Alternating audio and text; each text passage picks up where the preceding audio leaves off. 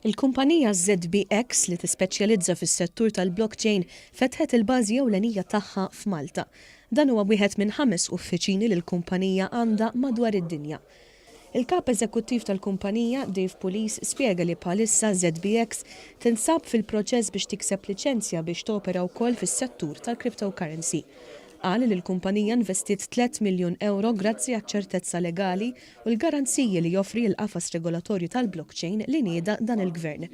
Is-Sur Pulis qal li Malta għandha infrastruttura regolatorja eċċellenti meta mqabbel ma' pajjiżi oħra u li biex il-kumpanija tifjorixxi f'pajjiż għandha bżonn infrastruttura regolatorja soda. Nothing gets even close right now.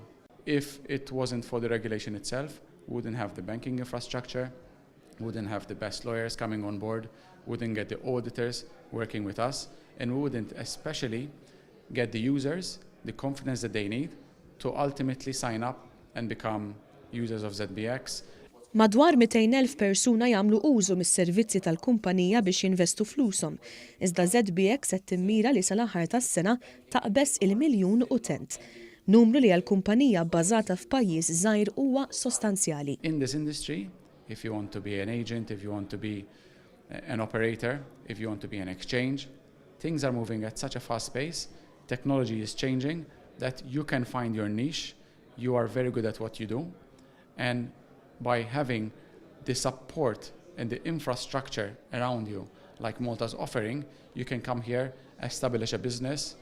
Is-Segretarju Parlamentari Silvio Xkembri qal li huwa sodisfatt li ebda ġurisdizzjoni oħra fid-dinja ma toffri din iċ-ċertezza legali għal dawn il-kumpaniji. Qal ukoll li l-viżjoni ta' din il-kumpanija taħdem id fit mal-viżjoni tal-Gvern li l-innovazzjoni ssir mutur ewlieni tal-ekonomija Maltija.